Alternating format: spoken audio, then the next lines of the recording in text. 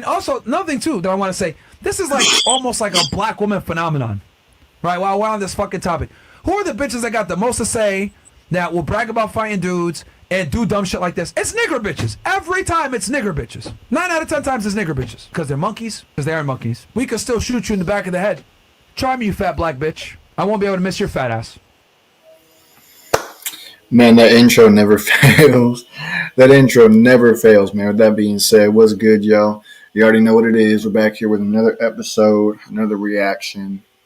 With that being said, man, we're here to check out your boy Ian Garry. Apparently went off on Colby Covington in his recent interview with the faggot Ariel. I'm sorry, I mean the dude Ariel Helwani. So, if y'all didn't know, Colby Covington and Ian Garry, or not even Garry, Colby Covington and Joaquin Buckley are about to go at it next weekend, and Ian Garry is like now he's on, and it's funny because it's after Colby gets booked for a match that Ian starts going off on him, knowing that he's about to fight.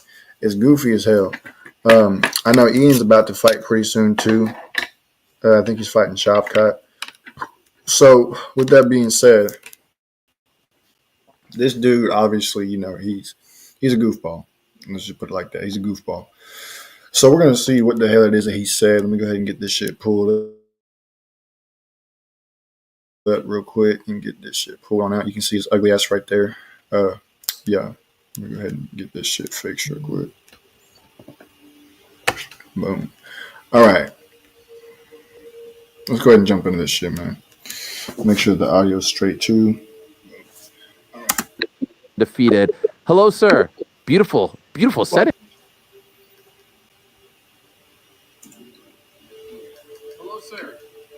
All right, we are good. My bad, y'all. I had to make sure the audio was straight. He said Ian fights this weekend. Oh, he's fighting this weekend now. Yeah, that's right. You're in. How are you? I'm doing great. It's beautiful, right? Yes.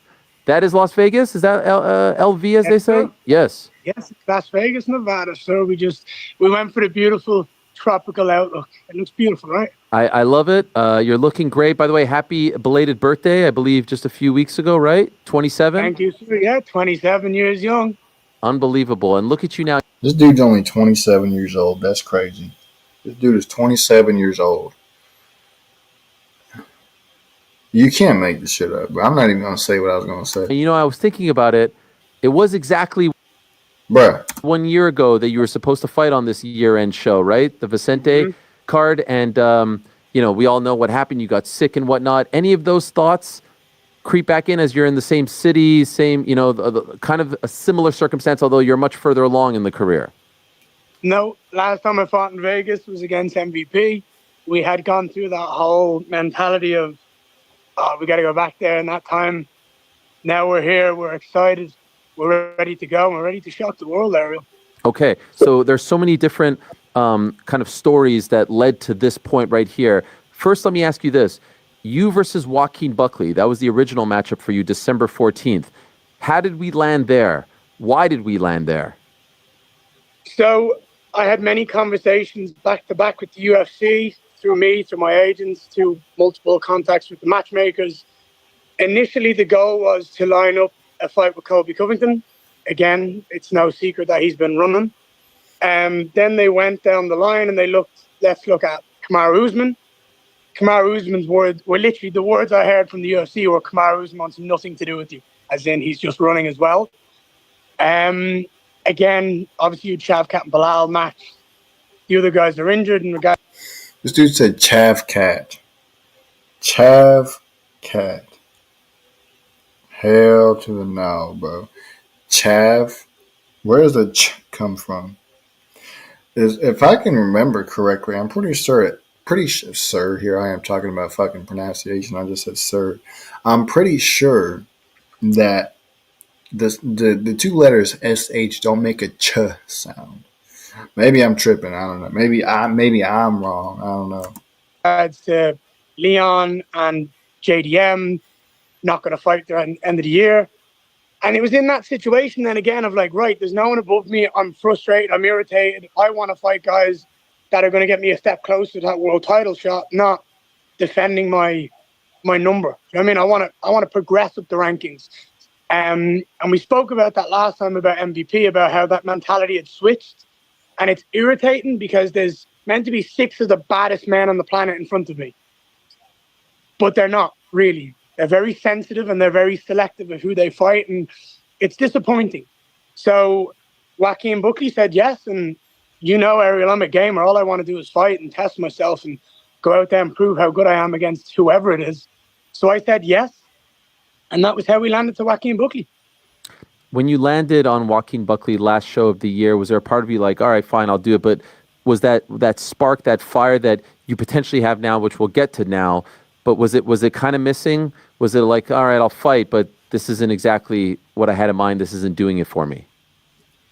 Yes, a little bit. Because as I've said, all I've done in my career is win. I'm 8-0 in the UFC, 15-0 in general. I'm a former world champion in a different organization. I've come in here and I've done everything that I've needed to do to progress in my career and fight guys up the rankings that get me one step closer to a world title opportunity.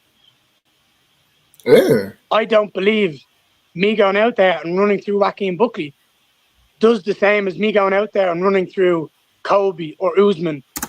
Of course he says Colby. I didn't know he was going to say Colby. That boy been wanting to fight Colby for a hot-ass minute, bro. Or Shavkat or any of those guys. There's a different level. So for me, I want to fight. I want to be active. I want to do that more than anything. So I'm always willing to fight, regardless of who it is. But I had no interest in fighting Joaquin Buckley. But I would do it because it's what I love to do. When you found out that Bilal got hurt and was going to be out, and there's Shavkat trying to remain on the card, and it seemed like he wanted an interim title fight, and maybe Usman was in the talks and whatnot. Usman was never in the talks. Usman is running. Usman was never in the talks. He was mentioned about it, but that man was never taking a fight with me or Shavkat. Let's be real about that. Okay. That's a fact I can tell you now. Did you call the UFC? Did you raise your hand? How did that go about, which ultimately led to you getting this fight? Ariel, I want to let you know what happened prior to that event. Please, tell us everything. This dude is rubbing his hands and, ooh, let me tell you what happened. Like, hell no. Because this matters, right? When I found out there was no one above me available, I said to the UFC, I said, listen, you know what would satisfy me? I know there's no one above me to fight. I know Colby's running. I know Usman's running. And you guys have told me you other guys aren't competing at the end of the year due to injuries and illnesses and stuff like that. So I know you guys don't have a backup for December 7th. Let me be the backup. Let me prepare for either Bilal or Shavkat. I'll be there. I'll weigh in. I'll be ready to fight in case anything happens. And that will make sure that you've got a security, a safety net. Safety net. They turned around and said, no, we don't need that. Hell yeah. That's a UFC W. We're not going to do that. I said, all right. So when Bilal pulled out because of injury, I said, I'll wait for the UFC to call me. I'm not running to them. They can come to me. They know I want this. They know I'm ready. That was all that mattered to me. But I had said it prior to Bilal being pulled out, prior to Bilal being injured, that I was willing to do that. Because that mentally would help me trigger that excitement. Okay, I have the potential to go to Las Vegas, be the backup for a world title fight, and potentially win a world title if one of the guys seems fit not to compete, misses weight, anything that we've seen in MMA on multiple occasions. I can be there and take an opportunity that will be gifted to me by God. I'm still here, Ariel. So by some way, shape, or form, God has gifted me what I wanted, except it's who I think would have won the match. And this, essentially, in my mind, is a world title fight. Could I just ask, why do you think they said no to you being the backup? I ain't gonna lie, bro. I just got lost in that last bit that he was saying. Like, it sounded like he was going all over the place. Maybe I'm tripping, but... Makes total sense. And it seems to be a thing now, right? There's always a backup. So why do you think they said no to that?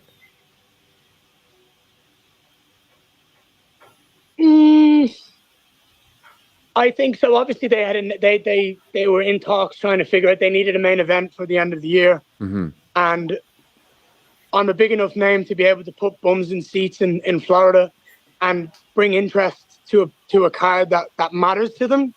So I think they wanted to kind of hold me for that. But realistically, whatever they had in mind doesn't matter. I'm here now and I'm ready to go. And this is what matters. This weekend matters to me most. So once they were coming to the conclusion that Shavkat was going to remain on the card, did they call you ultimately and say, hey, you want in? I was in Phuket, Thailand, where the time difference is crazy. Bro, Ian Gary looks like the country crackhead, bro. Like, I'm sorry, he just does. He looks like the country crackhead. I think it was 5 o'clock in the morning. My manager rang me. I was passed out unconscious. So he rings my wife's phone to see if she'll answer. My wife hears it. It's on the bedside table. She answers, hey, is everything okay? I start hearing voices outside on the balcony. I'm like, what is that? Layla wakes me up. Ian, come outside. Lloyd's on the phone. So I answered the phone. I said, what's up, Lloyd? He goes, hey, Ian, how are you? I said, all right, Joaquin's out. They want me to step in December 7th for Shavkat. He goes, not quite. He goes, Joaquin's not out. He's like, but they do want you to step in December 7th. I said, let's do it. I'm in. This is what I wanted in the first place. Let's not beat around the bush. Let's go get it. Let's go shock the world. Go out there and beat a guy that's never been beaten. Prove to the world how good I am against the scariest man in the division. That was it. No negotiation, no back and forth, no nothing. You said I'm in. It's not my job to negotiate. That's my manager's job. All right. It's my job to say, yes, let's do it. Put on a show, go out there, I'm in. It's his job to go and argue that. It's my job to say yes. Ultimately, though, you're happy with how it all turned out. I'm over the moon.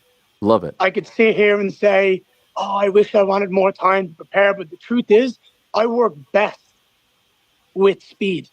When you give me... But hopefully he doesn't turn into a ground game wrestler and all this other shit. I mean, he probably will. I mean, it's Shavkat, so who knows, bro. He might. Just like he did with MVP. So his manager says, why? Hell no, bro. Of course. Of fucking course, bro. Of course. That makes sense. But, you know what? I guarantee you, all she does is show them tits, and then they're like, okay, you got it, and then she runs back and tells him, and he don't even know what she be doing, or if he does, he doesn't care because it gets him the fights that he wants. Who knows? I don't know. At the end of the day, it's what they're doing, but it would make sense to me if that's what we're going on. But it's goofy as hell. Me, to live the smallest amount of time to work for an opponent, I'm going to go out there and do what's natural and do what's free to me, which is go out there and have fun and be me. Shavkat's phenomenal. I respect him. I respect everything that he brings to this matchup. But I know I'm well capable of going out there and putting him in the dirt. I know I'm well capable of going out there, finishing him, beating him up, and doing it beautifully. So for me, I get to go out here on December 7th at UFC 310, make a statement to myself and the rest of the MMA community that I am one of the greatest fighters this sport has ever seen, and I'm going to prove it by doing it against a guy that many think is the boogeyman. Was there any talk of this being for an interim title? No, there wasn't. That was one of the things that when I asked questions about the fight, is it going to be 3 rounds? Is it going to be 5 rounds? Is it going to be for an interim world title? Because it was scheduled to be for a world title. He turned around and said they shut that down pretty quickly. He said he's going to prove that he's the greatest fighter that MMA or UFC has ever seen. I still have yet to see him do anything crazy that would warrant him being the greatest fighter that UFC has ever seen. I don't know. For me, it doesn't matter that it's not for an interim title. Would it be cool? Yes, absolutely. But the truth is, me or Shavkat aren't the world champions right now. That's Bilal Muhammad. Mm-hmm. And he's not fit to compete. So it's fair and logical that the winner of this fight is deemed the #1 contender, goes out there later on in 2025 and fights for that title and earns the right to be called the world champion. Because if we get a belt wrapped around us, what does it mean? You're the fake world champion? You're the second best guy in the division right now because the champion is still there? For me, it's not important. What's important is going out here and beating Shavkat in a beautiful fashion, proving how dangerous I am, proving how amazingly talented I am, and then having a long camp to prepare to get that belt wrapped around my waist and prove that this division is well and truly mine. And anyone who wants to try come take that belt off me is going to have a very, very, very tough time. And so now here's the question I'm dying to ask you. I mean, at least he's trying to go for the big end goal, you know, the big picture as far as becoming champion instead of just settling for interim champion, even though they wouldn't give it to him anyways. At least he's trying to do that, you know, instead of just settling for second best. And that's something that you have to at least give him some type of credit for. Is he's reaching for the top. He's not reaching for just underneath the top, I guess. I don't know. It's hard to give him credit for anything. It's just hard to give Ian Garry credit for anything just because of how he is. When all these dominoes fell and you were then booked to fight Shavkat and Joaquin was left without a dance partner. Oh, don't. I know where you're going. I'm seething. And you found out that it was in fact going to be Colby stepping in on the same day. What was your reaction? Well, Ariel, how do you think I feel? Because I've been screaming and shouting about fighting that man from the rafters. This man's made videos about me. This dude said, I've been screaming and shouting about fighting Colby Covington. He's been screaming and shouting about fighting him, bro. My wife, my kids, talked to him about all this shit. And here's this man avoiding me like the plague. And then the second I book in against the scariest man in the division, he's like, oh, I'll fight in Florida. It just proves, it just shows that he's a coward, that he wants nothing to do with me. And the truth is, I know I've already beaten him. I know I've already mentally beaten him. He's weak. He's an absolute coward. And I believe he's going to go out there and get steamrolled by Joaquin Buckley. You think Buckley? Hell no, bro. Can't make this shit up. I legit just forgot what I was going to say. Buckley beats him. Easy. I think Buckley starches him. But you know what I'd love? Oh, yeah. Fucking Colby Covington is probably doing all that shit just to fuck with Ian Garry's mind, just to make him go crazy. And it's funny to me, honestly. Like, he is literally living rent-free in Ian Garry's head. He is living rent-free in Ian Garry's head. And, I mean, it also could be to build up tension for if that fight even does happen in the future. It would, you know how many people would love to see that shit? I sure as hell would. I'd love to see Colby fucking put Ian Garry down, but you know how that shit would be sold the fuck out. People would probably be buying the pay-per-views and shit. I mean, it's honestly, as far as like revenue and shit goes, it's a pretty smart idea. You can't even be mad at it. You know what I would love? I would love this. All right, here's my ideal scenario. I go out there December 7th, and I take out Shavkat early. I come out of there unscathed, uninjured. I get on the mic, and I sit there, and I say, hey, I could wait until next year when Bilal Muhammad's back.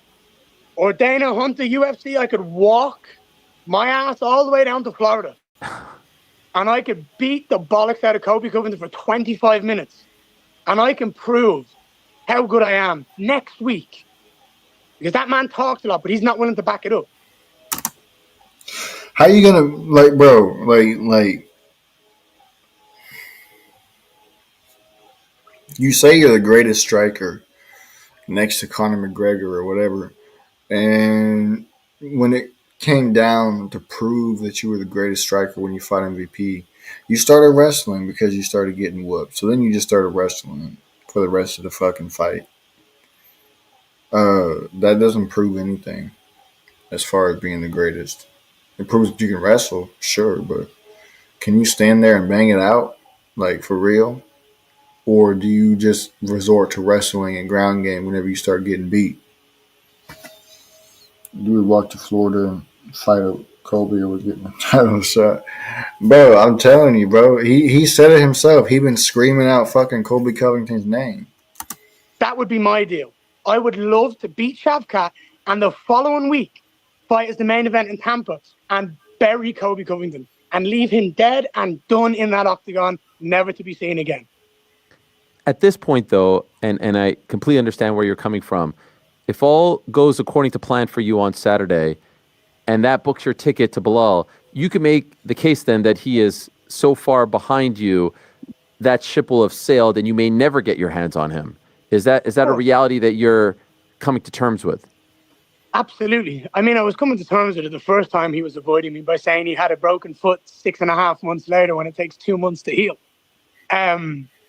So I understand the type of person Colby Covington is. He is someone who is trying to stay relevant by calling out the people that are generating traction. Myself, Shavkat, Bilal Muhammad. Even Charles at one point, he was saying he wanted to fight Charles. Do you know what I mean? These are all to keep relevancy to his name because his stock is plummeting so low because no one cares about him anymore. So for me, nobody cares about him anymore, but yet here you are talking about somebody that you claim that nobody cares about. You can't make this shit up. You can't make this fucking shit up. But anyways, man, that's your boy Colby Covington, dude. Fucking goofball. He claims that people don't care about other people, but he talks about the same people that he claims nobody cares about. So obviously, people do care about him. Otherwise, he wouldn't be talking about him. Can't make this shit up. But yeah, man, we're going to move on to the next video I want to check out. This is by your people, your boys, AOC Network. It's called The Portal to Ancient Evil is Opening. So, this is interesting. This was uploaded 2 years ago, so it's a little old, but I haven't seen this one. So let's go ahead and jump right into it, man. Yeah, your boy Ian Garry, though, he's a queer. He's a queer. He's queer for Colby. That's what that is. Everybody who hates Colby and just keeps talking about him, I'm going to call them queer for Colby at this point. Because that's really what they are.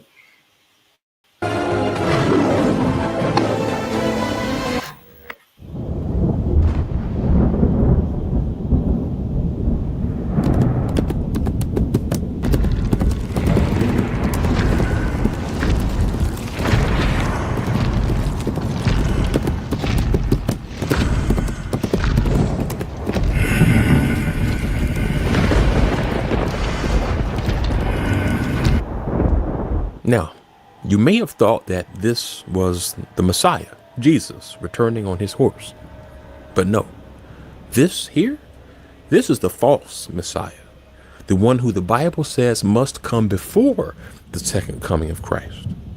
And today, we explore one of the greatest mysteries of all, the identity of this Antichrist.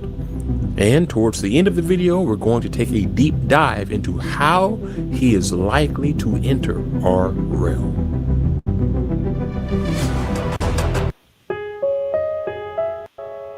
On who exactly the Antichrist might be. Some suggest that he will be a political leader of some sort, or maybe even an influential religious figure.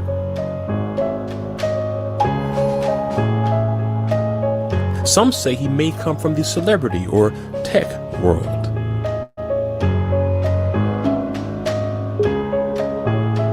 And so, to be clear, the purpose of this video is not to label a particular person today who might be the Antichrist. No, what we will do is explore a significant biblical puzzle piece regarding his identity. So get ready, because we're going to dig deep on this. And I think what you will hear is something that you may have not yet considered. Now, in the previous documentary, we explored what Jesus said about how things will be in the end times. We saw what Paul wrote about the rise of the man of lawlessness.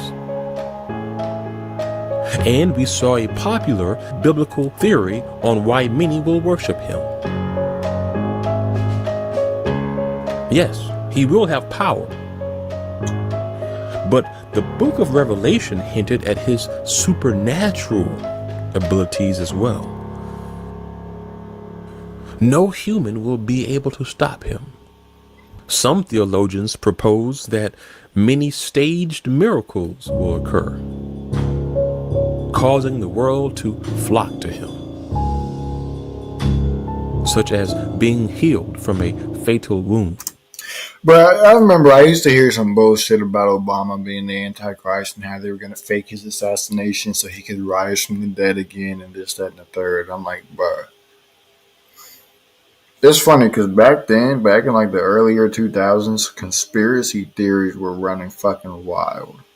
And there's still some out there to this day, but they were crazy back then, bro. Like, it was goofy as hell. I'll never forget. This shit was goofy as fuck. I mean, it could very well be the truth, just not until like later on in the fucking time. But still, Obama, I think, I think they could do better than Obama than to make him the fucking Antichrist.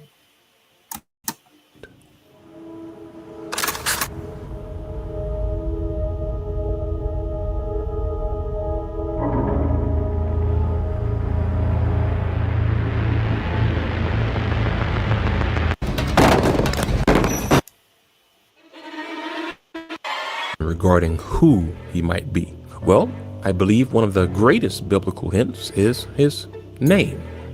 Let's take a look here. Revelation chapter 13. So it's talking about the Antichrist and what he's going to do. And it says that he forced all people, great and small, to receive a mark, right? The mark of the beast, so that they could not buy or sell unless they had that mark, which is the name of the beast or the number of his name. Here it is, verse 18.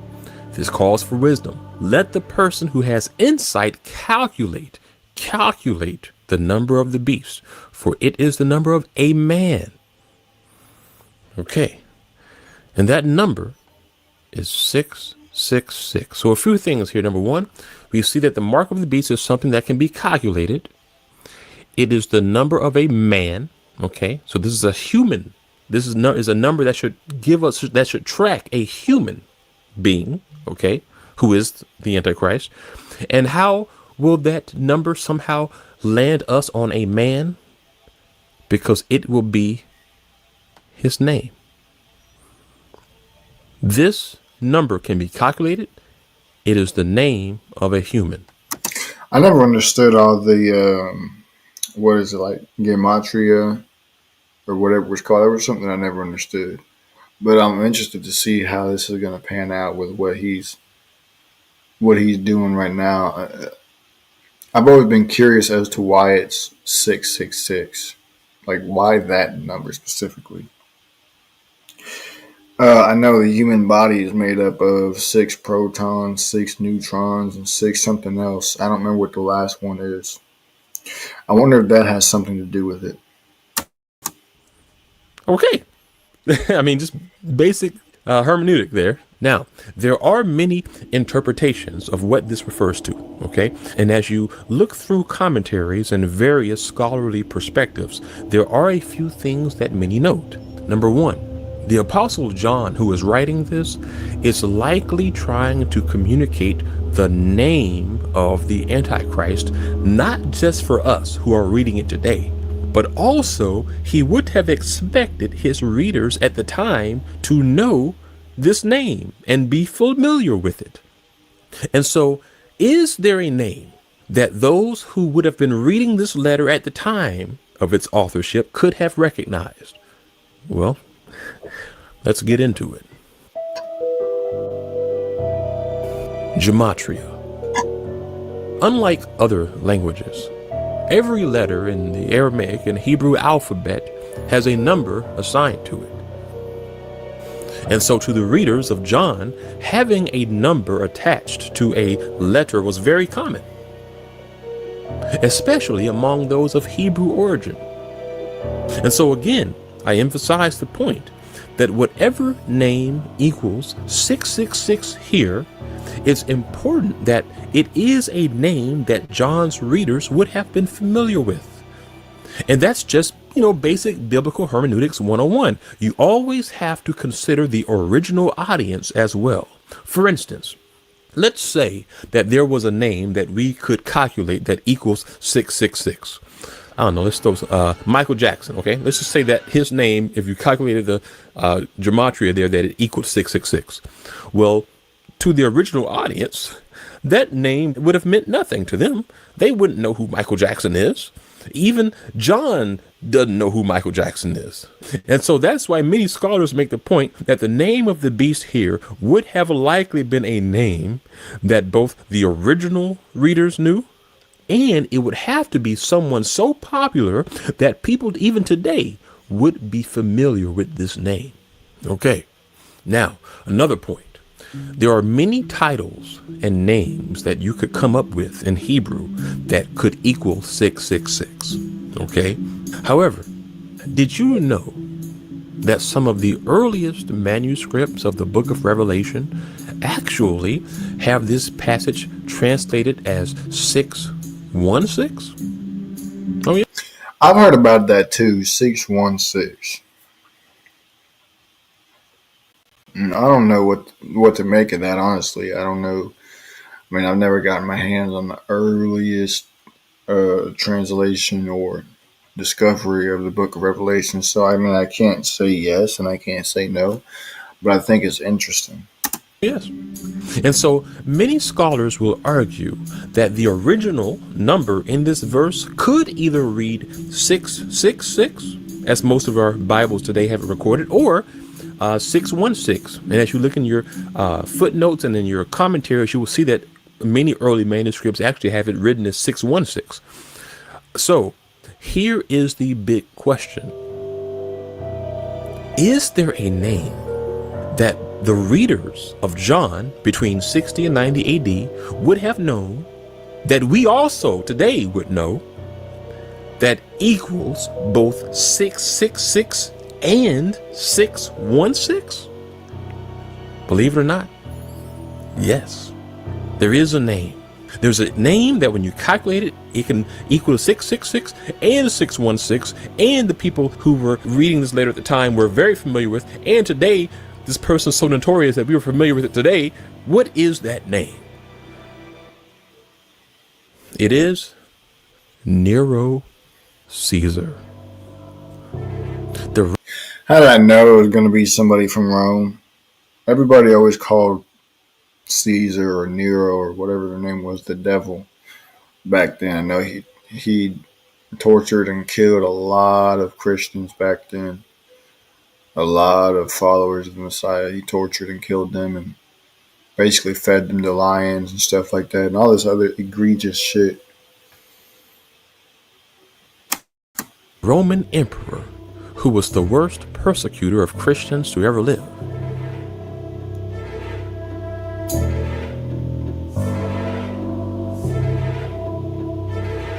Now, many of you already know who this is.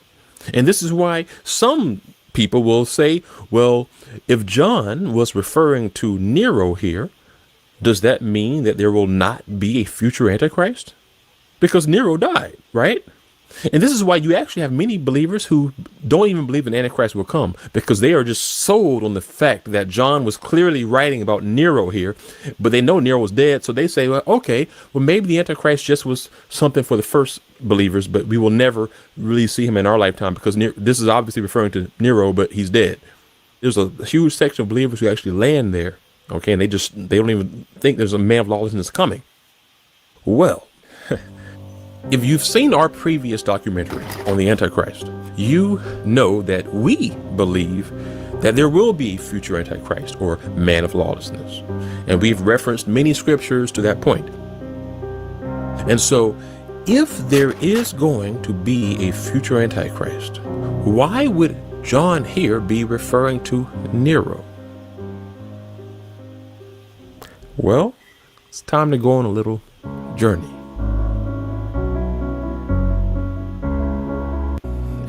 Is that when it comes to interpreting anything biblically, you want to consider what the earliest believers and theologians thought about it.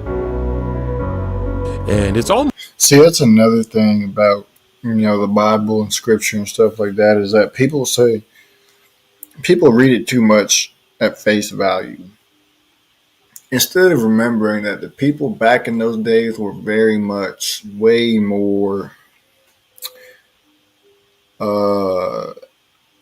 I guess you could say illiterate. They didn't read or understand things the same way that we do today. And if anybody from back then was alive, they would more than likely say the same thing about us. But back then, things were worded differently. Different words were used for words that we say today. Things were spoken differently. Everything was different back then. So when you're reading the Bible, you can't read it at face value. You got to read into the text. Think about it. Meditate on it, pray on it, whatever the case may be, whatever it is that you need to do to understand it. Because reading it at face value is just reading it at face value. But whenever you read it to actually read it, that's when you start to get the understanding of it. Almost similar to the telephone whisper game. You know, when someone starts off with a clear message, but then after each person relays the message, at the end, you end up with something far different from what was communicated at the beginning, you know? And so that's what's happened a lot over the years when it comes to biblical interpretation. And so that's why it's important to look at what did the early church fathers, the earliest believers, think about the Antichrist and who he might be. What did the earliest believers who were alive under the instruction of the apostles, what did they think about his identity? Are there any writings available that could shed some light on that? Well, there are, and they had some interesting perspectives. So let's just take a look at it. So remember when Paul was talking about the man of lawlessness, and he said that the secret power of lawlessness is already at work, but that he will rise when his time has come? Basically, he was saying the spirit, the power of the Antichrist is already at work, but he will come into the scene when his time, at the right time. Well, notice what one of the early church theologians, Augustine of Hippo, commented on that. So in saying, for the mystery of iniquity is already at work, he alluded to Nero, whose deeds already seemed to be the deeds of Antichrist. And hence, some suppose that Nero shall rise again and be Antichrist. Others again suppose that he is not even dead, but that he is concealed and that he might be supposed to have been killed, and that he now lives in concealment in the vigor of that same age. We're going to come back to that, which he had reached when he was believed to have perished, and will live until he is revealed in his own time and restored to his kingdom. Very interesting. Yeah, it's interesting how he could still be alive, 2,000 years later, over 2,000 years later. I mean, if he was meant to be kept that way, then so be it. Nothing's impossible where God is concerned. But I just don't think that it would be him. I really don't. Now, it could be his spirit. But then again, once the spirit leaves the body, it is not coming back. Unless God puts it back in the body. But unless the spirit leaves the body, it's not coming back. Because the spirit doesn't have control to be able to, at least the human spirit doesn't have the ability to come and go whenever it pleases. If that was the case, then we could go into the spiritual world. We could die and go into the spirit realm and then come back whenever we wanted to. That would be fucking crazy. That would be wild if we could do that. Who knows what type of shit that you would see doing that. But yeah, I don't. There's boundaries and limitations that are set for the human spirit, and the reason why the angels, the fallen angels, the demons, and all that, they're not bound to those boundaries and limitations because they were created outside of those boundaries and limitations. So yeah, I mean, I know sometimes it might seem like it's not fair, this, second, and third, but you got to remember they were created before we were. So it's just how it goes, man. It's like that for a reason. It's like that for a reason. Now, whatever reason it is, I don't know. That's just how it is. So basically, Augustine of Hippo, he wrote that around the time period of the first centuries of the early church, there was this idea that Paul, who wrote that letter when Nero was in power, was secretly saying the secret power of Antichrist is at work, as a reference to how Nero is currently in power and that he is connected to the man of lawlessness. And so apparently many theorized at the time that perhaps somehow Nero would return as the Antichrist. It's an interesting concept.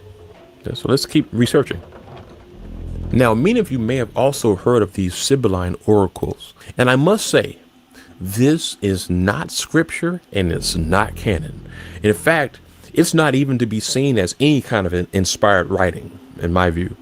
However, some historians and theologians refer to them, and you will find them in commentaries to understand what some Christian communities believed during the earliest days of the church. And so, we don't know everything about the Christian community who wrote these letters. Apparently, one of them even claims to be some Christian prophetess. But again, it's interesting to see what many around the time believed. And when you look at commentaries to study this stuff, the Sibylline oracles is usually one of the documents you will see that people will use to refer to early thought around the time period. And so according to these oracle documents, it wrote this. It wrote that Nero will one day return from a distant place, right? And will create destruction until the God of heaven returns. And so, again, we see that this discussion about Nero was circulating at the time, and it gave birth to what has become known as the Nero Redivivus legend. I wonder if Nero was the embodiment of Satan.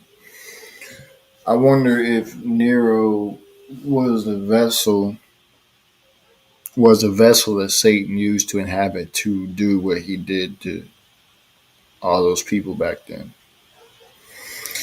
If that's the case, that would make sense as to why they would say the spirit of Nero will come back. Because that would make a hell of a lot more sense than to think that a human spirit is going to come back and do it. Because it's not going to be a human spirit. It can't be. It has to be somebody who has more knowledge and understands the way the human mind works to be able to manipulate them. At least in my mind, that would make sense. Which was a popular belief during the last part of the first century that the Roman Emperor Nero would return after his death in 68 AD. The legend was a common belief as late as the 5th century, and you can do research on that. Let's look at another early writing. Again, whenever you research commentaries and theological works regarding the Antichrist, some will also refer to this ancient document, the Ascension of Isaiah. And what is noted is that most scholars do not believe that whoever wrote the Ascension of Isaiah has any ties to the actual Isaiah. Okay, nor do they believe it was written by even an apostle. This is just a document that people refer to because they know that it still shows what some people were believing around the time. And apparently in the writing, it says this. It says that Satan will descend from the firmament in the likeness of a man, the one who killed his mother. And scholars note that this is a reference to Nero. Nero was known for doing that. And then it says that Nero will return to use powers to lead the world to worship him. So what we see here is that around the time, again, of the early church, there were some Christian communities who believed that Nero would somehow return in the same age that he was when he died, and would then somehow operate as the Antichrist. Now, what we need to do is investigate what the Bible says about these things, okay? It's not enough just to look at what these other documents from people around the time period were saying. What does the Bible say? Are there any clues regarding this? Well, one thing the Bible will often do is foreshadow what is to come in the future through a historical example. And we have many videos showing this. So, one thing we could do is take note of what the Bible says the Antichrist will do, and compare that to what Nero did when he was alive.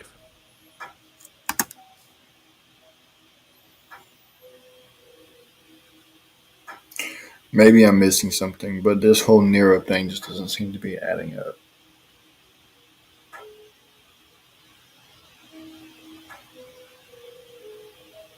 Maybe I'm just thinking about it too hard. I don't know. But what I do know is that the human spirit cannot come back from the dead.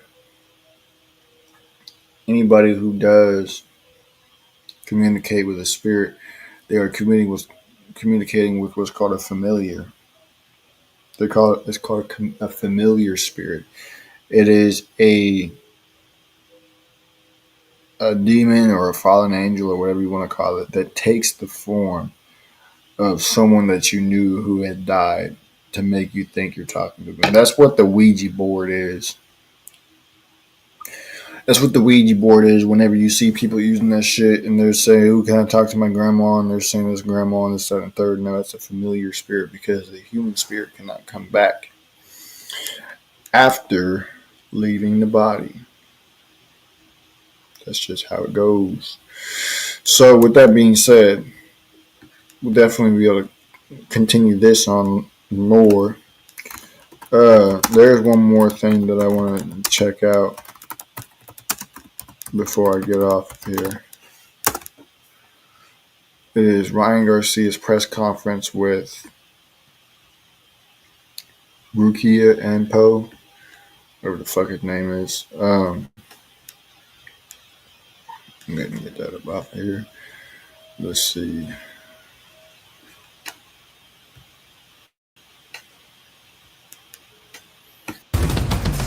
Wait, I just saw something. Rukia Ampo disrespects Ryan Garcia, tells him "fuck you" and throws paper at him during press conference. I want to see this. Y'all can watch the rest of the fucking press conference on your own time. I want to see this shit. They call him the Demolition Man. Rukia Anpo.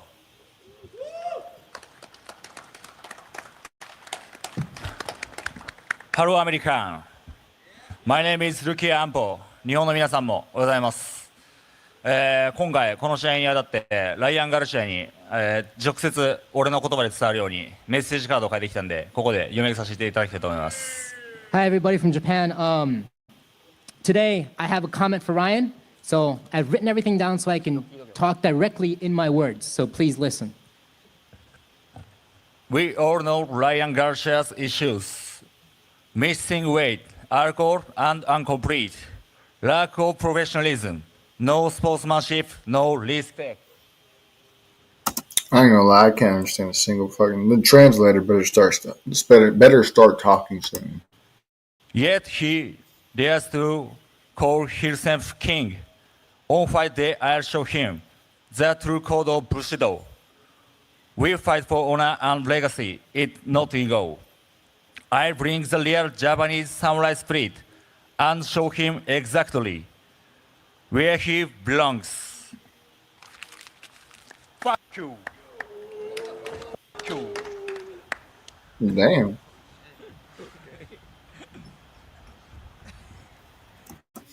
That was very anticlimactic. I ain't even gonna lie. Sounds like he's mad.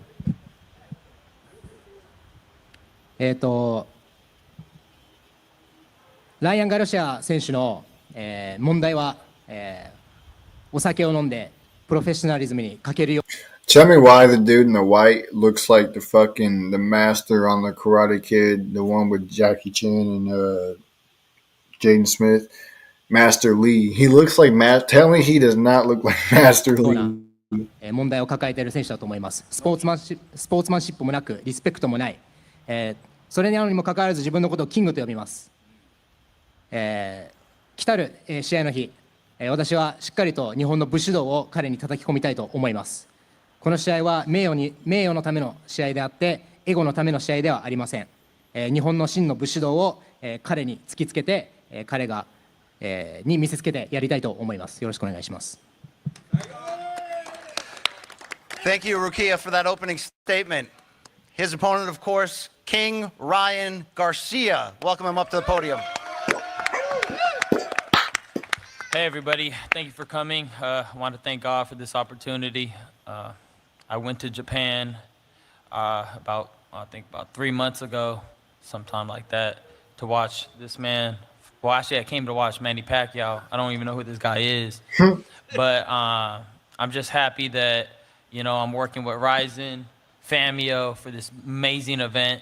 I know it's going to be big. I know in Japan they had like 40 or 60,000 people in that arena, so I'm excited. For his words, like I said, you, how about that? Nah, but I don't even know this guy. Like I said, I just know that he was trying to knock out Manny Pacquiao. It pissed me off. So I'm looking to teach this man a lesson and teach him how to box. He knows how to kick. He's a kickboxer. He's a little big, as you can see. He's excited right now. It's his first big event, or this dude's excited. But I'm gonna have to, like I said, I'm gonna have to settle him down, knock him out, and then just enjoy my flight back home. New Year's, it's gonna be a good time. So yeah, we're gonna be putting a whooping on this boy. まずはこの機会をくれてありがとう。 I can't wait for this fucking fight, bro. I don't know why. Looking at this shit reminds me of Jaden Smith versus what's the fuck kid's name off the Karate Kid movie? Chung. That's his name. I don't know what his last name is. His first name. It reminds me of Dre versus Chung in the fucking that tournament, that competition, where I don't know why. But this shit's gonna be interesting as hell. ありがとうございます。神にも感謝いたします。3ヶ月ほど前に日本に行って彼がパッキャオと試合するのを見てきたんですけれども、いまだに彼が誰なのか私知りません。そして興味もありません。ただ今回の機会、ライジンとファンミオと一緒に仕事ができることに対してすごくモチベーションを感じていますし、日本では素晴らしいイベントを作りますので、本当にたくさんの大勢の人の前で試合をすることを楽しみにしています。彼の先ほどのメッセージに対しての返答はFuck youになりますね。自分はいまだに彼のこと知らないし、パッキャオのことを KO しに行くっていう姿勢が気に入らないです。パッキャオのようなことを倒す。Pacquiao, Chung-Sun, when they're fighting, yeah, in the last tournament and shit when they was fighting each other. That's what this shit reminds me of. Listen to the way this dude said "fuck you." This shit is funny as hell. Listen. 彼のこと知らないし、パッキャオのことを KO しに行くっていう姿勢が気に入らないです。パッキャオのような選手。And instead of "fuck yo," bro, the way they pronounce shit is fucking hilarious, bro. 選手を倒そうとしている姿勢が対して自分は全くもって尊敬はできないので、とにかく彼はキックボクサーだけれどもボクシングを教えてやります。そして彼は初めての大舞台ということで小躍りしてちょっとモチベーションが高いみたいなんですけれども、自分にとっては普通のイベントになれますので、普通にやって KO して自分はDecember 30th, 9 p.m. Eastern Time, 6 p.m. Pacific Time. 楽しみながら帰国したい I mean, it says it right there on the thing, so. と思ってますので、皆さん注目してください。とにかく、この小僧に、しっかりと教えてやりたいと思います。お前の方が年下じゃん。You're younger, you're a little kid.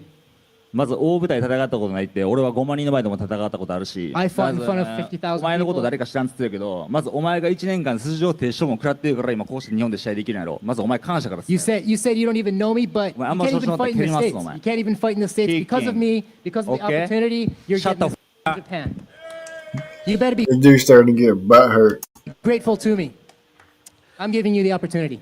Let's begin the Q&A with the members up on the dais. Ryan Garcia, I'll start with you. This went from shaking hands to personal really quickly. How do you respond to the energy being brought forth by your opponent? It's waking me up. I just kind of looked into this like, it's going to be a little exhibition. I'm going to enjoy the ride, enjoying the festivities in Japan. It's New Year's. But now it's kind of waking the dragon up. I kind of just, it's kind of making me a little excited to put a whooping on this dude. I'm looking to knock him out now. And before it was just, I thought it was going to be a relaxing family event. It's not anymore. He's out here cussing. So if he thinks I need him, he's crazy. Again, I don't need him, but I'm just happy to put a, big event. go, bro. Let's go. It's gonna be a legendary fucking fight, bro. December 30th. Mark y'all's calendars. December fucking 30th. It's gonna be amazing, dude. I can't wait. I can't wait. It's gonna be nice seeing him back in the fucking boxing ring. Even if it's not here in the US, who fucking cares? It's gonna be nice seeing him back in the ring. So with that being said, that's about all that we have time for in this episode. This has been interesting. Ian Gary, bro, I ain't gonna lie, bro. Most of the shit that he was saying was going through one ear and out the other. That's just how it is for me, bro. Like, people that I don't like, I can't listen to them. I can't. I don't get how people can sit there and fucking watch somebody that they don't like, they will sit here and complain to you about somebody that they don't like, or somebody said something that upset them and now they don't like him. But they will proceed to watch their content anyways. I can't do that, bro. Those people are built different, because I can't fucking do that. I'm just going to turn that shit off ASAP. Or I'm just not going to pay attention to it at all if it's playing. They're just going to go through one ear and out the other. So yeah, man, shout out to the Keishas out there, because y'all are built different. I ain't even going to lie. But yeah, man, I don't know. I also don't know, like, where he's going in the video as far as, who the Antichrist is and all that. But right now, the theory with it being Nero, the only thing that I could see how that would play out is if Nero's body was inhabited by the spirit of the Antichrist, or by Satan himself. That's the only way that I could see that would play out. I don't see the spirit of Nero coming back. But then again, remember, they said that the spirit of Elijah would come back before the Messiah arrived. And that was John the Baptist. No, it was not Elijah's spirit. But he was in the spirit of Elijah, being out there in the wild, preaching, doing this and doing that. He was in the spirit of Elijah. He was doing the same things as Elijah. So that could also be what it means too, when they say the spirit of Nero will come back. The grotesque, just downright disturbing things that would happen to people will probably start to happen to people again whenever the Antichrist arrives. So that's also what it could be. I would assume so. That's probably the more logical explanation. But yeah, man. And then your boy Ryan Garcia about to be fighting at the end of the month. It's going to be good seeing him back in the fucking boxing ring. It's going to be great. I hope he knocks homeboy out, and I hope he does him the way he's supposed to do him. If he doesn't, it's going to be a damn shame. If he don't knock out this dude and he loses, every beaner in the world is going to disown him as a Mexican. So, I mean, everybody does that to their own people anyway, so it's just a shame. But with that being said, man, I appreciate y'all for tapping in. Make sure y'all share with your friends, your families, your mummies, your aunties, your grannies, and everybody else that y'all know. I'm going to get this outro put up, and I'm going to dip, man.